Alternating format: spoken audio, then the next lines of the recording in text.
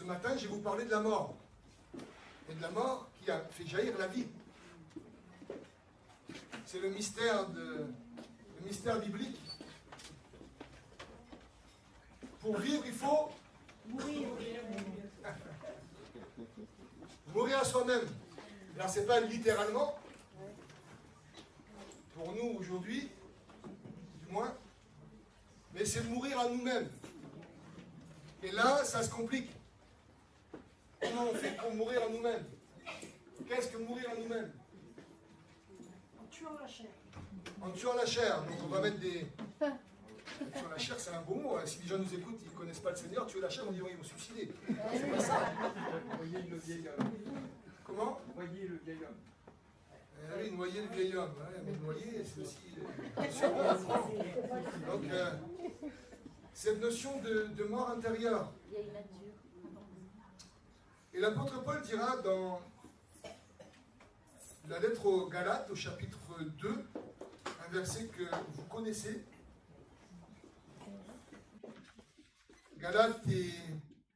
Paul est arrivé en Galatie. Il y a des problèmes de doctrine. Il y a des problèmes dans cette église parce qu'on était revenu à des rites du judaïsme. Il y avait des tensions intérieures. Il y avait après un bloc qui s'est séparé. Il y avait une division qui commençait à s'installer dans l'église. Et l'apôtre Paul va parler de la loi, de la grâce, de la foi, etc. Et il dit au chapitre 2, verset 20, « Je suis crucifié avec Christ. » Pourtant, l'apôtre Paul est bien en chair et en os. Il est bien en train d'écrire cette lettre, il est présent en chair et en os. « Je suis crucifié avec Christ. » Pourtant, il est vivant. Et il explique un petit peu. Il dit, ce n'est plus moi qui vis. Pourtant, c'est lui qui vit. Mais il parle de son intérieur, son être intérieur, qui va amener vers l'être extérieur. Il va jaillir vers l'être extérieur. Ce n'est plus moi qui vis, c'est Christ qui vit en moi. Mais Christ n'est plus là. Christ il est au ciel. Il est à la droite du Père. Ma vie présente dans la chair, donc dans son corps, il parle là, il ne parle pas de la chair. Quand vous avez le mot chair, c'est soit le corps, au sens du corps, ou soit ce qui est mauvais en nous. Hein, il parle de son corps. Là. Ma vie dans mon corps, dans la chair, je la vis dans la foi au Fils de Dieu qui m'a Aimé. aimé. Tu sais quoi, ce matin, tu as besoin d'amour. Tu n'as pas besoin d'amour de ta femme, hein? Tu as besoin d'amour du Père. Pour pouvoir aimer ta femme. Tu as besoin d'amour. Dis à ton voisin ce matin. Tu as besoin encore plus d'amour.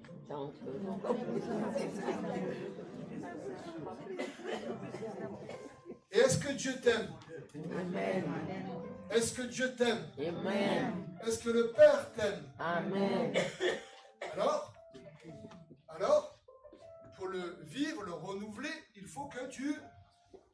On est de lire. Il faut que tu, un peu plus haut, que tu... Ça commence par un M. Que tu meurs. Tu sois crucifié. Parfois, on attend que Dieu nous aime de manière comme ça. On dit, je ne ressens pas, j'attends. On est comme ça des fois, nous. Hein. Je ne comprends pas, je prie, mais... vous n'avez jamais été comme ça? Il n'y a que toi, Noé. Ils sont tous forts. Bien sûr, on passe tous par là.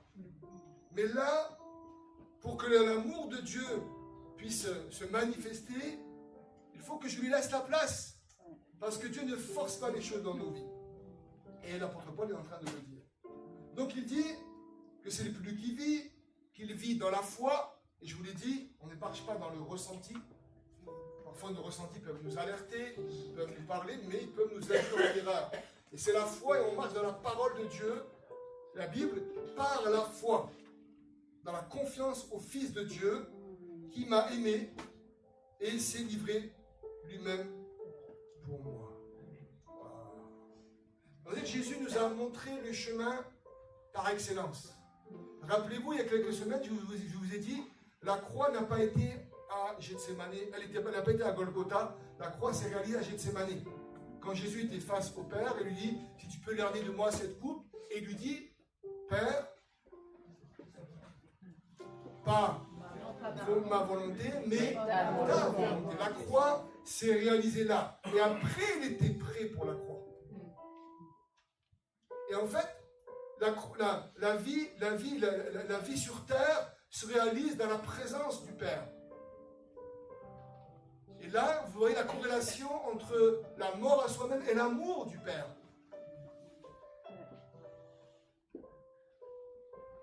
Quand il y a l'amour du Père qui se manifeste, alors l'enfant de Dieu peut mourir à lui-même. Mais sinon, c'est difficile de mourir à lui-même. Quand tu n'es pas sûr de l'amour du Père. Quand tu n'es pas renouvelé dans l'amour du Père. De la grâce de Dieu. Et quand tu sais, dans ton cœur, dans ton être, et quand tu fais confiance au Père, le Père te conduit. Ça va? Et il te conduit dans les détails de ta vie, dans les bonnes choses et les moins bonnes choses. Il est souverain sur tout. Et vous avez des tas d'exemples bibliques. Dieu est au-delà même de nos erreurs. Dieu est au-delà même de nos faiblesses. Et je vais revenir au texte.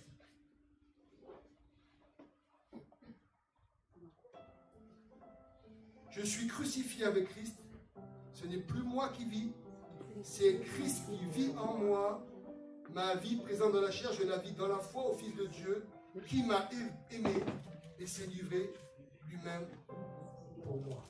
Là, il parle de lui. Normalement, souvent, on entend le nous, et il va parler de lui.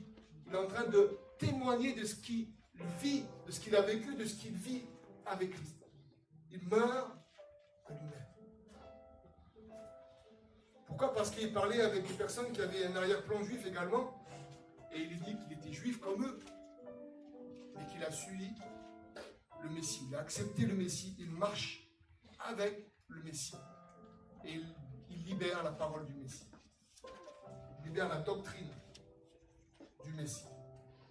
Et donc, c'est une clé qui est incroyable, ce verset qui est tellement connu. Je suis crucifié avec Christ. Ce n'est plus moi qui vis. C'est Christ qui vit en moi.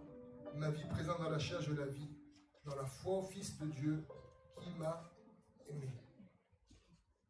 C'est réalisé. Son amour, c'est déjà réalisé. On est encore au bénéfice de son amour. Et on va voir un petit peu ce que le Seigneur, dans l'évangile de Jean, chapitre 12, c'est mon message de ce matin. C'est ce que j'ai reçu. Donc moi, je vous donne ce que j'ai reçu. On va aller dans l'évangile de Jean,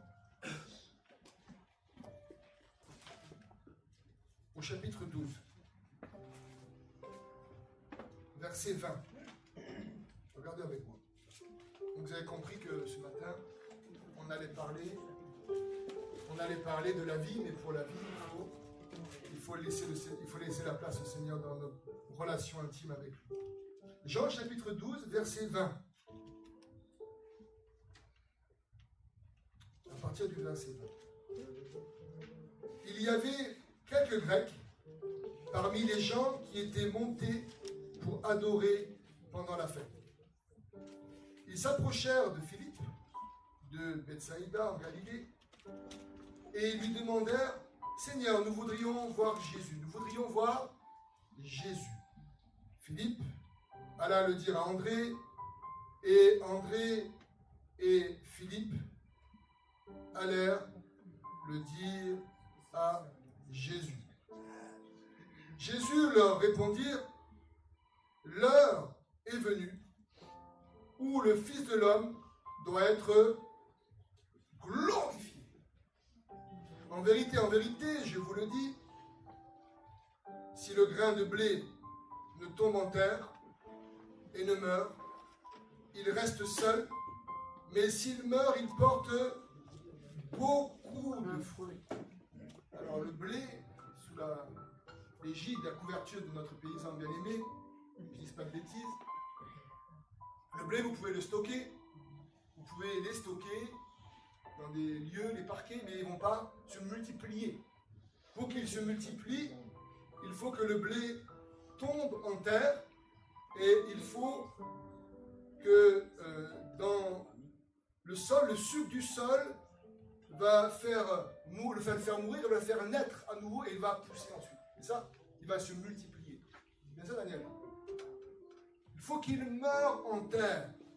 Et Jésus prend cet exemple du blé qui va se multiplier. Celui, il dit, verset 25, celui qui aime sa vie la perd.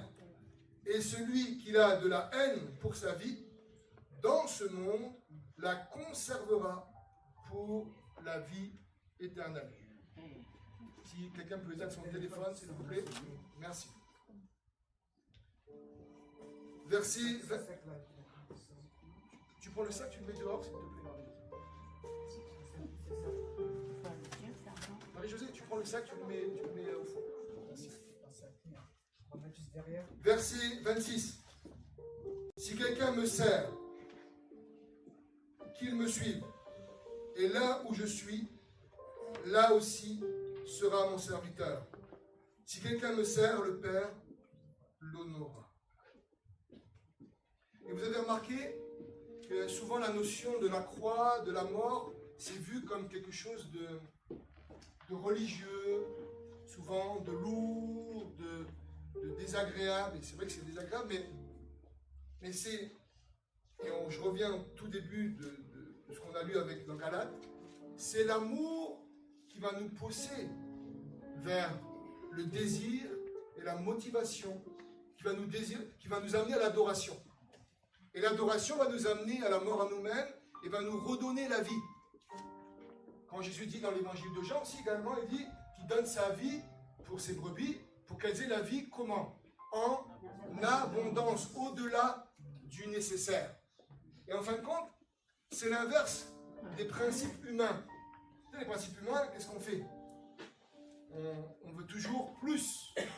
On veut un peu plus, un peu plus, un peu plus. Mais là, c'est l'inverse. C'est tu donnes ta vie pour que lui te la redonne en abondance. Il te la redonne parce que c'est un Père qui est bien aimant. C'est un Père qui te connaît à la perfection parce qu'il t'a créé. Il connaît tes pensées, il connaît ton cœur, il connaît tes raisonnements, même tout ce que tu es en train maintenant, toutes tes réflexions, il les connaît toutes. Tout ce qu'il est ton Père. Il t'a façonné dans le sein de ta mère. Il t'a tissé, dira la parole, dans le sein de ta mère. Il t'a tissé. Il te connaît à la perfection. Il connaît toutes choses. Et donc, c'est cet amour qui va nous amener à aller vers lui. Et pendant des siècles, on a imposé aux hommes et aux femmes de suivre l'Église, de suivre Christ. Et c'est profondément ancré dans nos pensées ancestrales. C'est profondément ancré. D'ailleurs, quand on vit des épreuves, souvent on dit, mais qu'est-ce que Dieu a fait, puni, etc.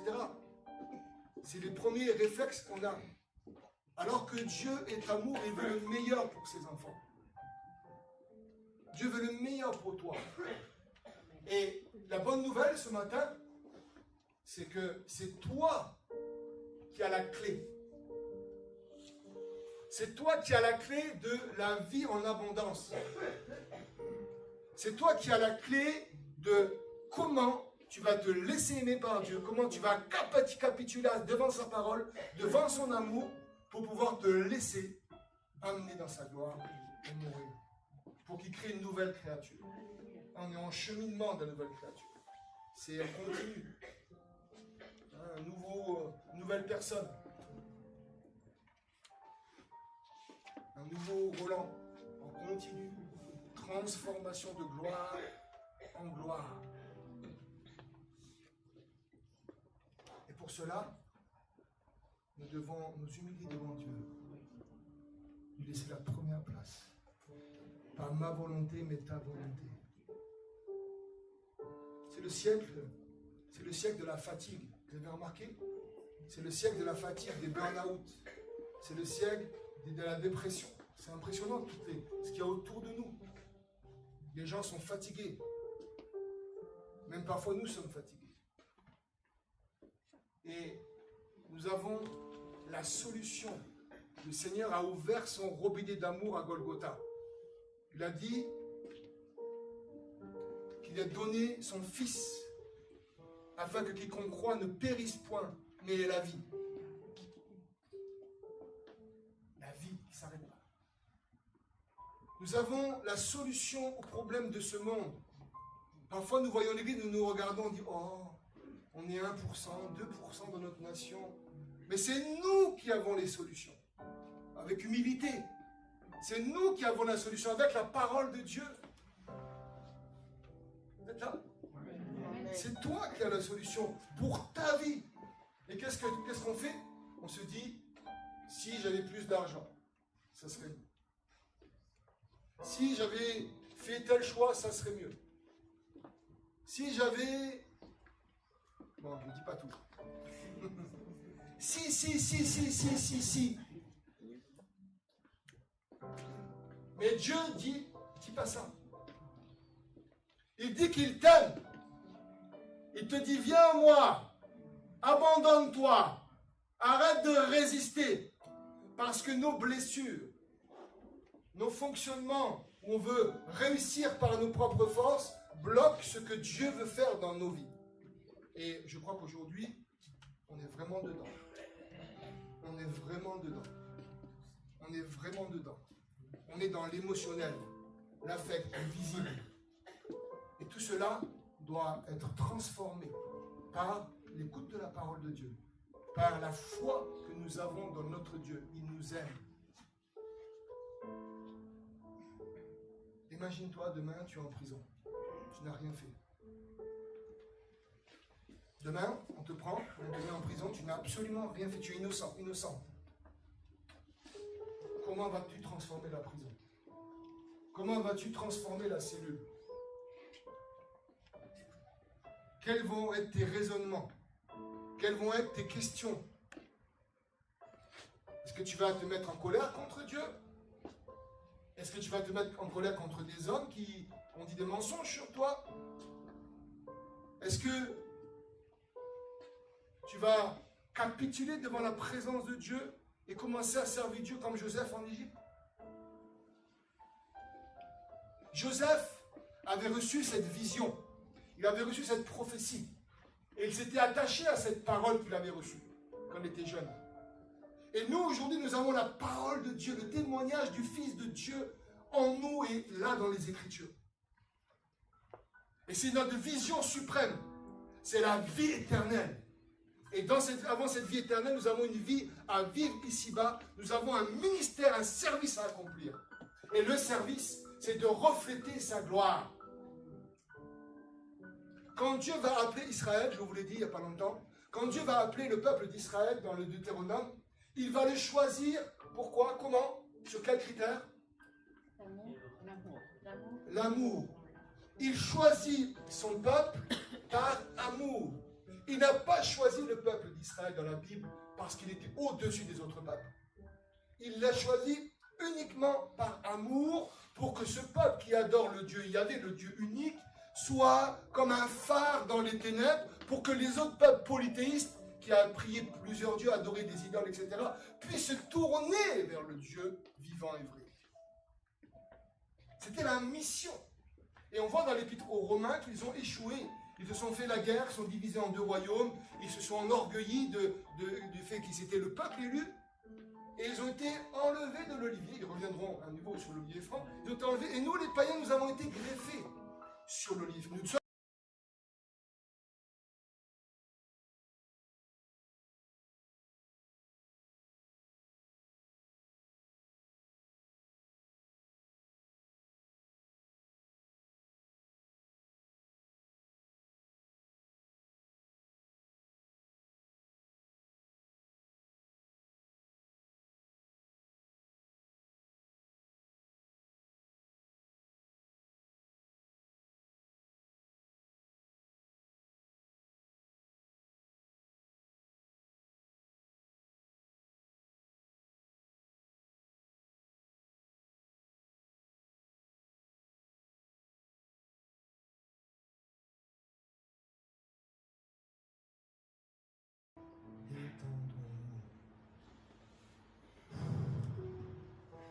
laissons Dieu faire les choses dans nous.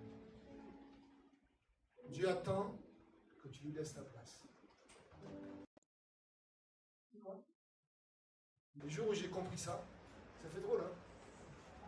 Tu prends trop de place, tu vis un peu trop. Laisse-moi la place. Dieu n'est pas comme les hommes. Les hommes, des fois, ils aiment prendre l'autorité sur nous, nous contrôler, nous diriger. Quand je dis les hommes, c'est le grand H. Hein. Mais Dieu, non. Dieu l'attend. Il attend que notre cœur s'ouvre. Il attend de recevoir la place du roi. Parce qu'il est sur son trône. Notre ami l'a lu, notre frère, Ryan l'a lu tout à l'heure, le psaume 2. Il est sur son trône. Il est sur son trône. Si chacun de nous se laisse aimer par Dieu, l'Église n'est plus la même.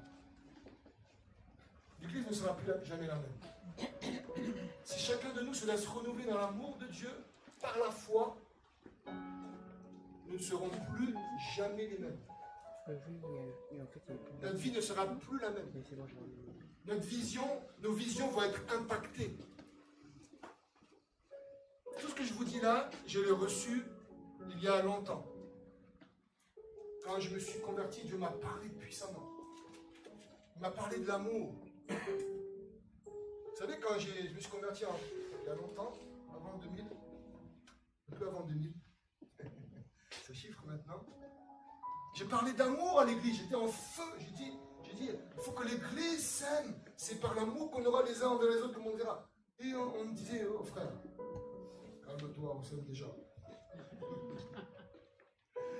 Et je me faisais rembarrer de droite et de gauche, mais depuis maintenant une dizaine d'années, c'est fini tout ça. On a compris. On a compris que c'est l'amour. Parce que Dieu est amour. Comment tu peux dire que tu as l'amour si Dieu est amour? Tu as tout de Dieu en toi? Non. Tu dois apprendre à aimer. Et la première personne qu'on apprend, c'est à aimer Dieu. Vous avez remarqué, des fois, on essaie d'aimer nos ennemis, on n'y arrive pas. On essaie d'aimer quelqu'un qui nous a blessés, on n'y arrive pas. Ça vous est jamais arrivé? Pourquoi? Parce qu'avant toute chose, on doit aller devant le Père, à travers le Fils.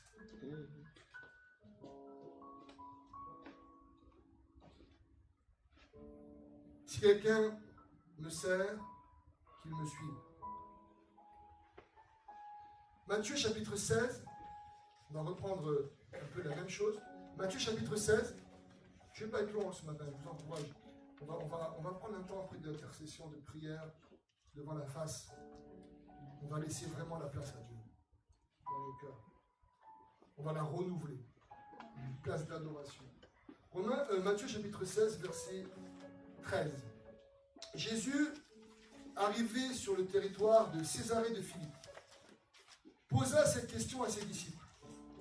Au dire des gens, qui suis-je, moi, le Fils de l'homme? Matthieu chapitre 16, verset 14. Ils répondirent, les uns disent Jean-Baptiste, d'autres Élie, d'autres Jérémie ou l'un des prophètes. Mais vous, leur dit-il, que dites-vous que je suis? Que dites-vous que je suis?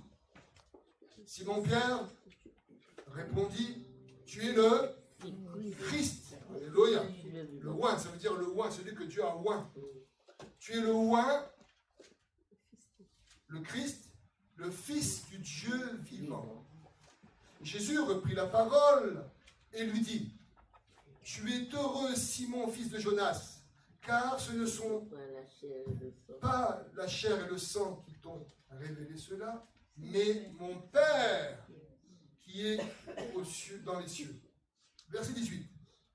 Et moi, je te le dis, que tu es Pierre, et que sur cette pierre, je bâtirai mon église, et que les portes du séjour des morts n'entreviendront pas contre elle. Vous voyez la puissance et l'autorité de l'église. L'église n'est pas simplement un lieu où on se rencontre, mais c'est un lieu d'autorité, de gouvernement. Pourquoi? Parce qu'il dit, je te donnerai les clés du royaume des cieux. Je te donnerai les clés du royaume des cieux. Et dans le royaume, il y a le roi, il y a le gouvernement et l'autorité. Ce que tu liras sur la terre sera lié dans les cieux. Et ce que tu délieras sur la terre sera délié dans les cieux. Alors, il recommanda sévèrement aux disciples de ne dire à personne qu'il était le Christ. Ce n'est pas le temps. Jésus commença dès lors à montrer à ses disciples qu'il lui fallait aller à Jérusalem. Faire quoi? Pour être dans la joie? Non. Pour souffrir beaucoup de la part des anciens, donc des religieux de l'époque, des principaux sacrificateurs et des scribes, être mis à mort et ressuscité le troisième jour. Ils avaient tout le programme. Jésus leur donne le programme de ce qui va se passer. Alors, Pierre, celui donc sur lequel il va bâtir son église, il n'a pas duré longtemps avant qu'il soit dans des problèmes avec Jésus. Pierre le prit à part et donc il va le prendre à part. Il dit, oh, moi Jésus, je vais te dire les choses.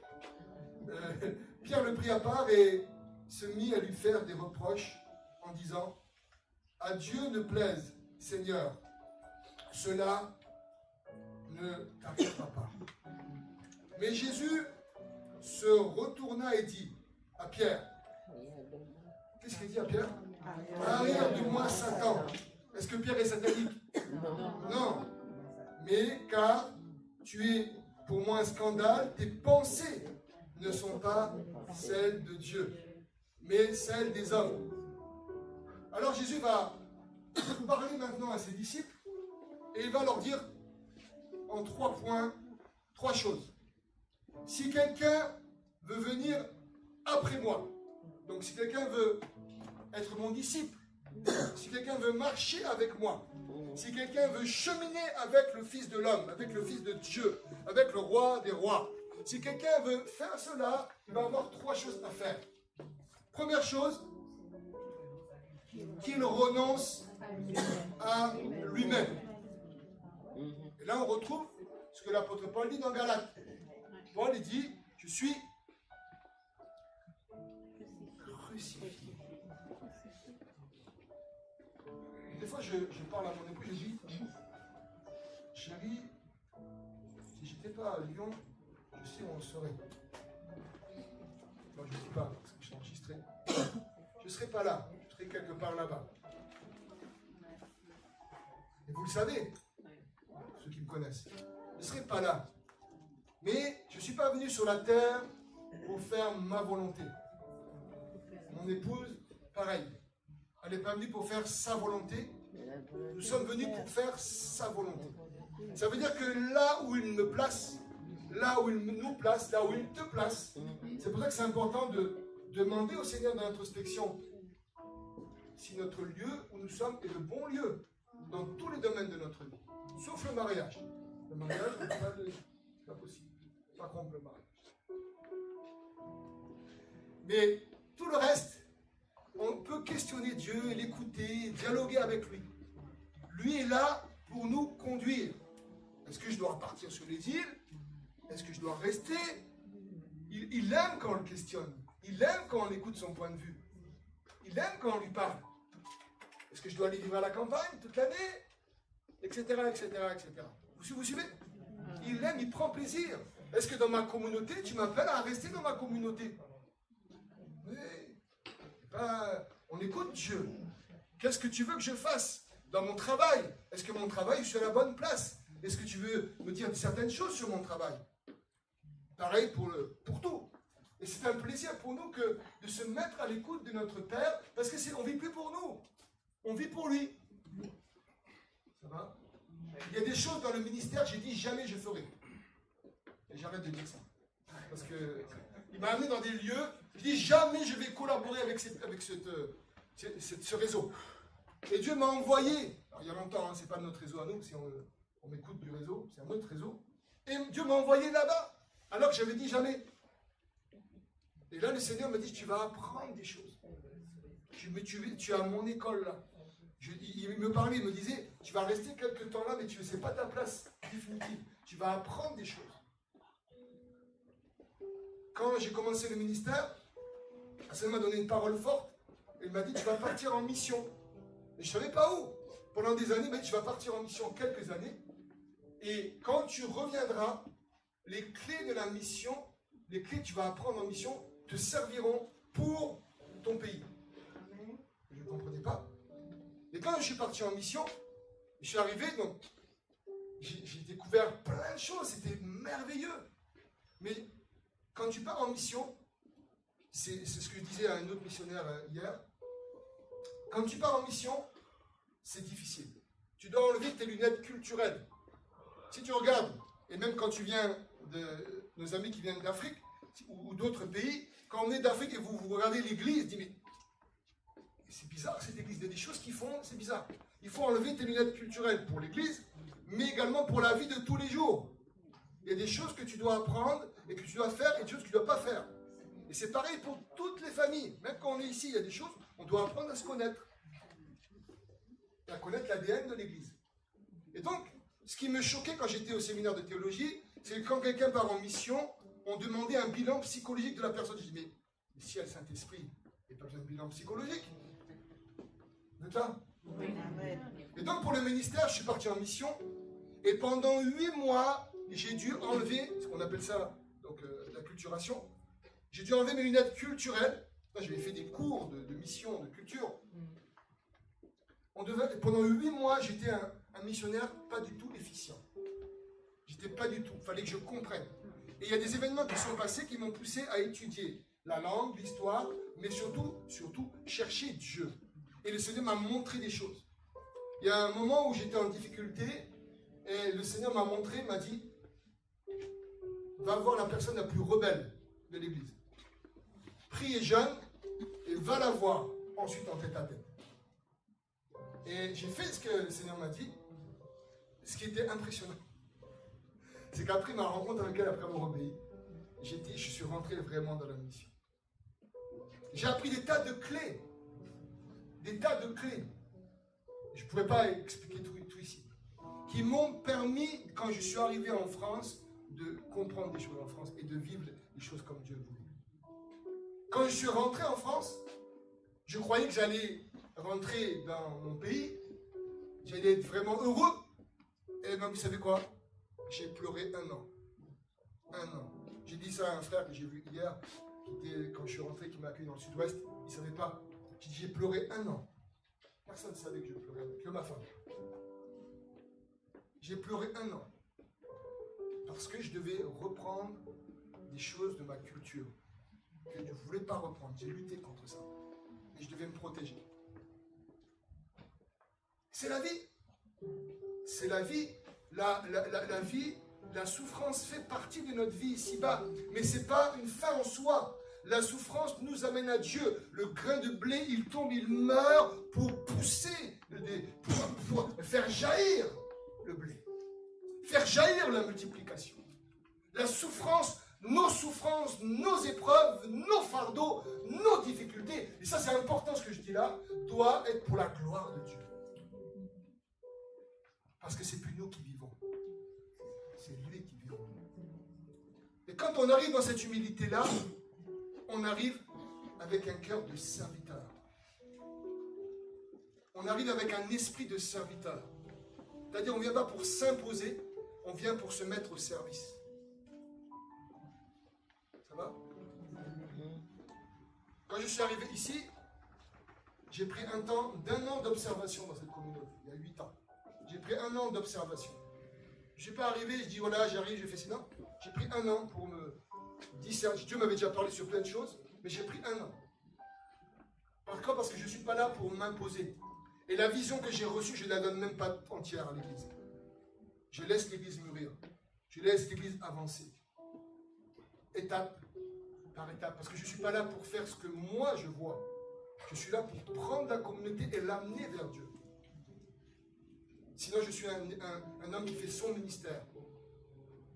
Et je vais rendre des comptes à Dieu. Les 2 premières années de mon ministère, j'étais comme ça. Et Dieu m'a arrêté. Il fallait me suivre, sinon... Ça faisait... Attention, hein. Attention, ça bougeait quand je prêchais. Donc, pas dans le bon sens. Et le Seigneur m'a arrêté. Pourquoi? Parce que j'avais besoin de guérison. J'avais besoin de guérison. Intérieure. Donc 3 choses. Première chose, Jésus dit à ses disciples, premièrement, renoncer à lui-même. Deuxièmement, qu'il se charge de sa croix. Et troisièmement, qu'il me suive. La croix, c'est ce que Jésus va porter dans les rues de Jérusalem jusqu'au mont Golgotha. Il va porter sa croix. Mais il a été prêt avant Gethsémani. Prendre la croix, c'est prendre ce qui est difficile et lui donner. Lui donner pour que lui puisse répandre dans nos vies, dans nos cœurs, ce qu'il a à répandre. Donc la souffrance fait partie de notre ministère ici-bas, de notre service ici-bas. Les difficultés, les épreuves, on pourrait prendre une liste et s'arrêter et dire chacun dit ce qu'il est en train de vivre de difficile. On a tous notre liste. Même Justine, qui est proche de Dieu, elle vit aussi ses épreuves. On vit nos épreuves. On en a tous. Et le but de cela, l'adversaire, il veut exploiter pour nous occuper nos pensées. Pour bloquer notre foi, notre espérance et la parole de Dieu. Mais Dieu veut les prendre pour nous amener à lui, à la croix. Pour qu'on dépose toutes choses et qu'on persévère. Ça va? Ça va. Vous avez, rappelez-vous, mardi, ce qu'on a étudié, je crois que c'est mardi, je ne sais plus quand je parle une fois. Un des signes de l'apostolat de l'apôtre Paul. Nous, dans nos milieux, c'est les signes, les miracles, les prodiges. Mais on oublie le premier adjectif. Patience. Une patience à Toute épreuve. toute épreuve. Et dans le mot grec, dans la notion de patience, il y a la persévérance.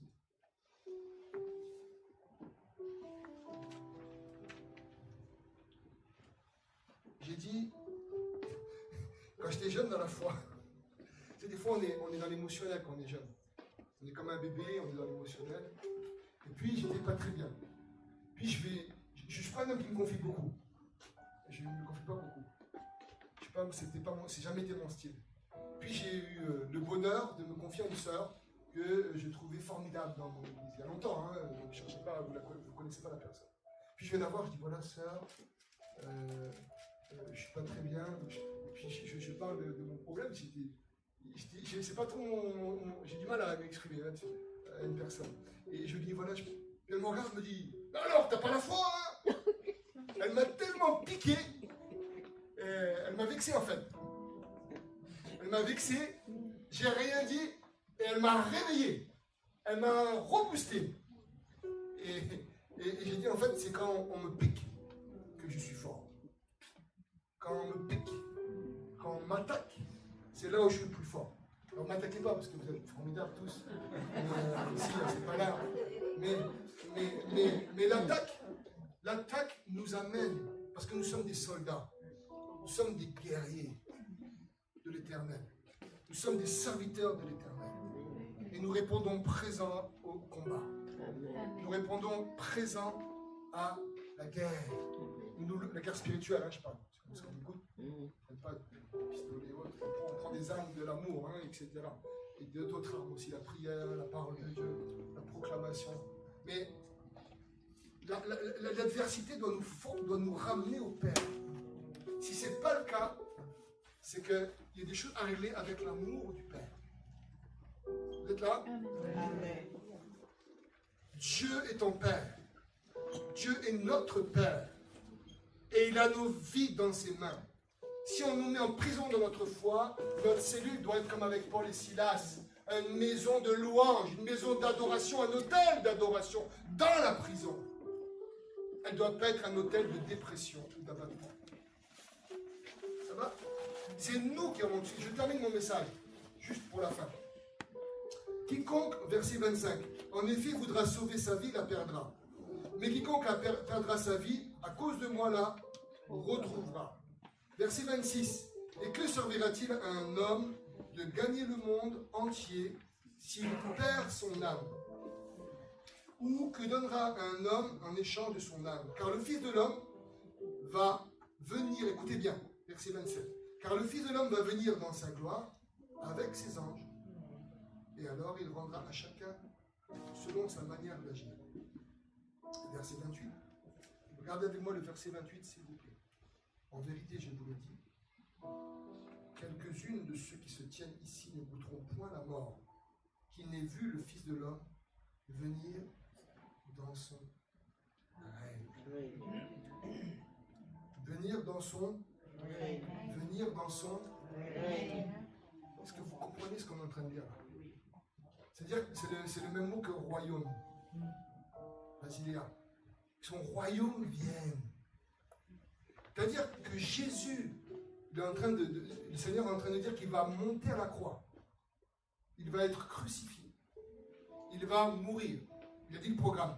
Il va ressusciter le 3e jour. Et après, qu'est-ce qui va se passer? Il va rester combien de temps avec les disciples? Et il va leur enseigner le royaume de Dieu, parce que le royaume est en train de venir. Il est déjà là, mais il est en train de venir. Comment le royaume vient ensuite? C'est là le message. C'est le jour du message. Vous m'aidez là? Comment le royaume vient? C'est par le témoignage? Non, la question de la parole. Quand Jésus part, on est à Pâques. Qu'est-ce qui se passe après? Belle fête. Je vous aide. La Pentecôte, merci. Charlie, tu m'as aidé là. Merci.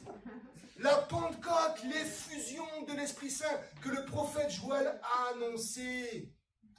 Le royaume de Dieu se manifeste avec puissance. Le royaume de Dieu vient dans l'onction et le royaume de Dieu commence à s'exprimer en nous par l'onction de Dieu. Le feu de Dieu. Je vous baptiserai d'Esprit Saint et de feu. Comment Paul et Silas amènent une maison d'hôtel d'adoration en prison? Parce qu'ils invitent le Saint-Esprit à venir. Le Saint-Esprit amène la gloire de Dieu, amène le royaume de Dieu. Et l'apôtre Paul dira dans Romains chapitre 14 verset 17 que le royaume de Dieu, pour nous les Français, ce n'est pas le manger et le boire. Même si après on va manger et boire. Mais c'est la justice, la paix et la joie par le Saint-Esprit. Donc quand le royaume vient, ce n'est pas simplement de l'émotionnel, c'est plus que ça. C'est une paix et une joie intérieure qui jaillit du fond vers l'extérieur, du fond de notre cœur, vers l'extérieur.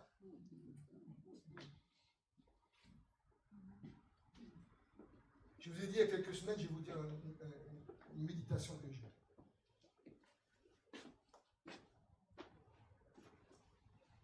Je vais parler de mon nom, en mon nom, comme ça je ne vous embête pas. Frédéric, tu pries pour ne pas marcher selon le principe de ce monde, selon l'esprit de ce monde. Je parle de moi, je ne parle pas de vous. Mais quand tu pries le Père, le Seigneur, beaucoup de tes prières sont des prières pour recevoir les bénédictions du monde.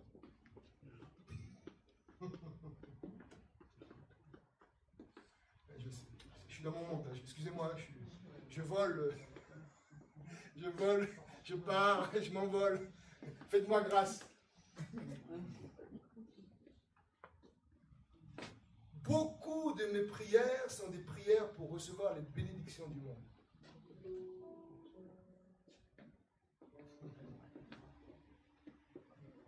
Rappelez-vous cette semaine les étudiants. Matthieu, chapitre 6, verset 33. Cherchez d'abord, là on parle du royaume, cherchez d'abord le royaume des cieux et sa justice, c'est-à-dire donc de se laisser laver et de bénir nos ennemis, pardonner, etc. Et tout vous sera donné par-dessus tout. Il n'a pas dit de chercher le par-dessus tout. Vous vous rappelez les étudiants, on a bien regardé le contexte. Le peuple s'inquiétait avant, en amont du texte, après le texte, il y avait des inquiétudes. Les inquiétudes sont normales. C'est normal les inquiétudes. Mais si tu les gardes, c'est plus normal. Tu vas créer un hôtel d'inquiétude. Donc quand le Saint-Esprit vient, le royaume de Dieu se manifeste et il fait éclater la gloire de Dieu dans nos vies. Mais c'est nous qui avons les clés. Combien de fois dans ma vie, j'ai attendu Dieu alors que je n'ai pas cherché premièrement le royaume des cieux. Combien de fois j'ai cherché et tout vous sera donné par-dessus tout. J'ai prié, jeûné, cherché Dieu sur les principes de ce monde, les principes de l'intelligence humaine, de la sagesse humaine, alors que je devais premièrement chercher le roi des rois. Parce que quand je vais dans le trône du roi, devant le trône du roi, dans la maison du roi, le roi, il a tout pouvoir, toute autorité. Quand on s'approche du roi, on s'approche de celui qui a tout créé. La Bible dit que tout a été créé par lui et pour lui. Il était là avant la fondation du monde, notre Seigneur. C'est lui qui a tout créé. Wow. Et nous, on cherche. Et c'est pour ça que beaucoup de nous sont fatigués ce matin. C'est pas un jugement, hein, je vous encourage. Beaucoup sont fatigués parce qu'ils sont dans les pensées du monde. Certains même sont restés au lit parce qu'ils sont dans les pensées du monde. Oui, c'est la vérité. C'est la vérité. Le Seigneur nous attend, les amis. Il est sur la croix. Il est mort pour prendre tout ce que tu portes. Le Seigneur a fait couler son sang en Golgotha. Pour toi.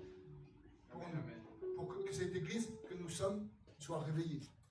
Pas faire semblant. Ça sort ça jaillisse des entrailles. De nos entrailles. Bon, c'est un bon message de rentrée. Mais je vous aime vraiment. J'étais gêné par ce message. Je dis, je vais être trop dur avec lui, mais je vous aime. Je vous aime. Amen. Des fois, on prend des uppercuts. Mais le percute ne veut pas nous arrêter. Parce que celui qui est avec nous est plus fort que celui qui est dans ce monde. Celui qui vit en nous est plus fort que celui qui est dans ce monde. Amen. Donc j'aimerais que tu puisses regarder ta voisine ou ton voisin ou regarder nos amis sur YouTube. C'est toi qui as les clés de ton bonheur. C'est toi qui as les clés du royaume.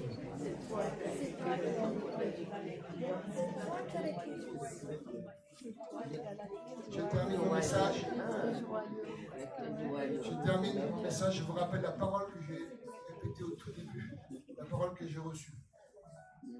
Parfois nos émotions nous amènent dans des choses bonnes, parfois nos émotions nous amènent dans des choses pas belles. Mais nous, ce n'est pas cela qui nous dirige. Nous, ce qui nous dirige, on est fondé sur la parole de Dieu. Parce que la parole, c'est fait de chair. Elle est vivante. C'est ça la clé de notre vie. Quand je vous ai prêché ce matin, peut-être vous êtes un peu secoué, mais vérifiez dans la parole de Dieu ce que je vous ai dit. Comme les Juifs de Bérée dans les Actes des Apôtres. Ils entendent la parole, puis après ils vont vérifier dans les textes si ce qu'on leur dit. J'ai prêché la parole, donc vous n'avez pas de mal à vérifier.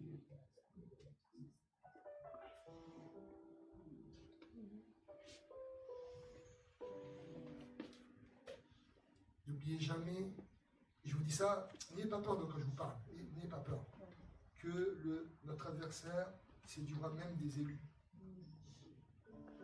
Et c'est pour ça que moi, je ne vais jamais être seul. J'ai besoin de vous. J'ai besoin de vous. Nous avons besoin des autres, les uns des autres, pour comprendre la parole. Et surtout pour se protéger les uns des autres. Parce que des fois, je fais des erreurs. L'erreur fait partie de notre vie. Le péché fait partie de notre vie. Nous, à la différence, on pêche comme les autres. Mais nous, on pleure sur notre péché. Vous êtes là? On n'est pas supérieur aux gens du monde. Hein. Mais nous, on pleure, on fuit le péché, on pleure sur notre péché. On rejette le péché qui nous enveloppe si facilement, dit